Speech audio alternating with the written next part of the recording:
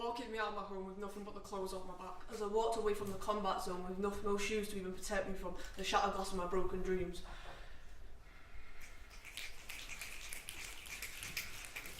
The only thing left to comfort me was the warmth of the sun. But just because the sun has a dark side doesn't mean that we should trust it. The enemy was a dictator and I just a mere subject. The brutal force which I couldn't escape had finally let me go, after hardship was thrusted upon me, just so the enemy could feed off my weakness. What would now become of my wandering soul in this torn up battlefield? What are you meant to do when your life giver makes himself the enemy?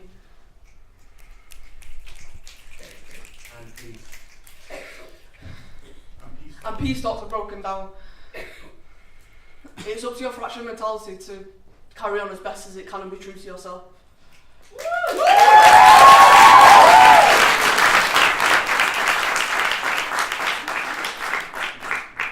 I see the enemy's face in places unexpected. It's 4 a.m. after Halloween, a time of a villain. You're neither willing nor able to think. You just drink. Every hiccup is a desperate gasp for the sobriety you've worked so hard to escape. It's 4 a.m. after Halloween, and you drank yourself into a stupor, brother, once again. I relax, yawn. I watch the illumination of a dark sky over hours of nonsense, constant pots and pans and sinks and sideboards, a dusty chair, a dusty floor of a well-worn chair, a bin, piled, filled past maximum capacity, one poor petrified tin of beans teetering over the edge, hanging on for dear life. I absorb every detail in the small square hall shared kitchen. It's 4 a.m. after Halloween. The friend I love is being sucked into a bottle, and alcohol is making me absolutely sick of talking to you. Please don't mistake my intent for insult. It's genuine concern. Nothing is more consumptive than that which you consume. And soon you assume the lifelong bender you've come to assume is time well spent, or a warning with warmth into my old friend. There is no genie in this bottle, but you'll find dignity without it.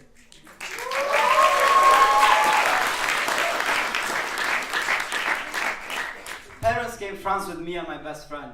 Wish they didn't, so we could have had more freedom. Jesus, so I swear I don't deserve this. It's summertime, it's the season. The cold breeze, windows open and blinds up like the sun. But it was lost under the clouds, and I was lost thinking, should I get up or not? Well, I had no choice, because they woke us up at 6 a.m. for breakfast. I was already breathless. Every 2 minutes, alarm clock snoozing. I was crying inside, but couldn't afford to miss this amazing breakfast served with red wine. So I got up like an angry soldier on the front line. Thought it was over, but no. The silence goes on. Merci beaucoup. I need a tissue to clean this awkwardness before we start to argue. Ready to stab the eggs, bend the breads and the frog legs. Wait, what? Frog legs? What's next? Pigeon breast? That's hard to digest. I'd race back to our beds. Trust me when I say it was for the best. Going on holiday with parents is like asking a teacher for answers during a test. Well, I might have done that, but I'll never go France with my parents again.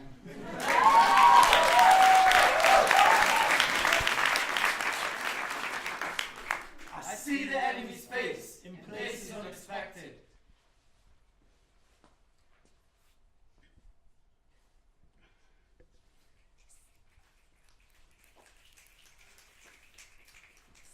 Sat on the table fidgeting next to Amanda. I wish I was somewhere else.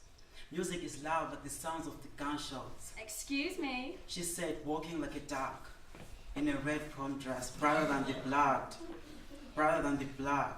boiling in my veins.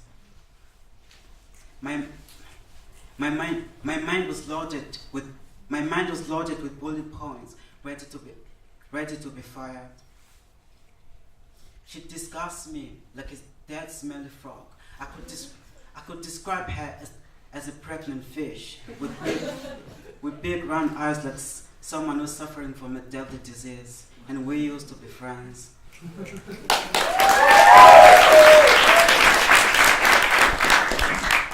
Whilst red-eyed backpackers enjoy their head-trip cocktails of weed and shrooms, I've got my passport in one hand and my euros in the other.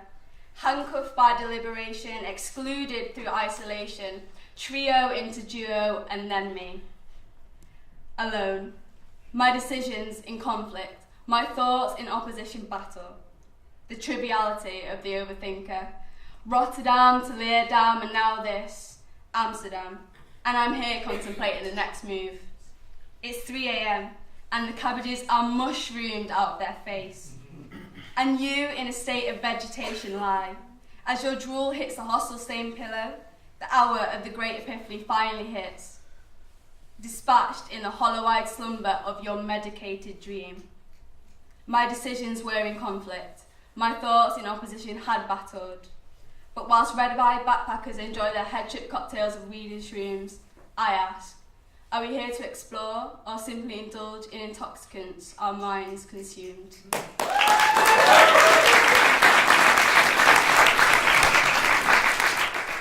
I see the enemy's face in places unexpected.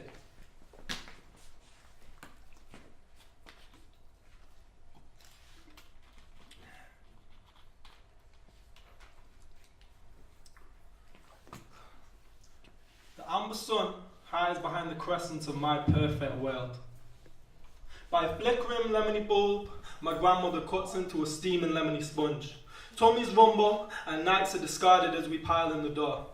I'm many miles away from this home in a safe dome where it's unknown for bombs to blow and homeowners can zone out. A colonial warrior with a face just like mine tears through the innocence of an immature Afghan child as the hateful fists of his hulking comrade smash pomegranate juice out of a father's sobbing face in the kitchen. Still, the amber sun hides behind the crescent of my perfect world. A sour smile curls upon the soldier's face as he pulls up his pants stained with fouler fluids than blood and does his zip with no haste, cause what's he to fear? He's a hero. Likewise, kills the bag for life morality of my own acidic culture, burning through the esophagus like citric reflux in the irony of its own futility. A culture that craves for the popular propaganda to protect us with the notion that these far-removed families love each other less than we love ours. That their blood stains less as it falls upon the carpet. That their pain is less searing as flesh is torn from bone. That their young ones are less innocent, their dead less missed, their lives more expendable. Likewise curls my spine as I lie in impotent mourning in my living room to the state-sponsored slaughter that my taxes and all of your taxes facilitate. The amber sun hides behind the crescent of our perfect, sterilized, blood-soaked world. And another day dawns in a less sophisticated hemisphere.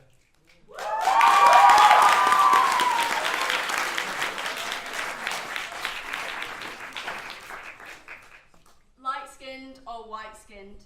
Because we're definitely not the same. Shades of separation from the same descent.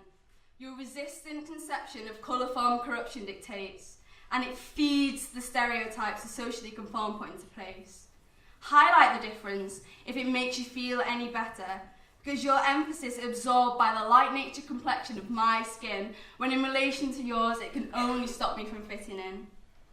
But it hurts, and you know it. As what we share should bring us together, but emphasis on what makes us different is ammunition for the kaleidoscopic division of who we are. And it's a story every family photo will show. Why is my hair not as curly? Why am I not even the tiniest bit tan? I'm mixed race and you would never even know it.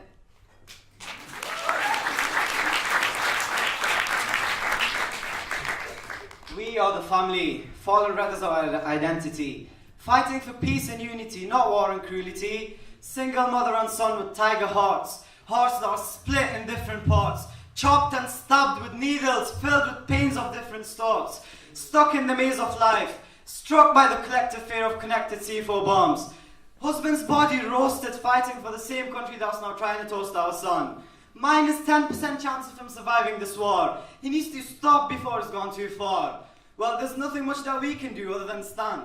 But we lose like a man, fight till we fry in this pan. Him surviving is like a 2 days old child talking. walking. He should be fighting to live, not walking dead like Rick Grimes in high def. This country might need him, but we need him more. He's the legs to our tables, the walls to our house. The walls to our house, this isn't a house, it's a shed for 2 cows. Both chasing him like 2 hungry cats chasing a mouse.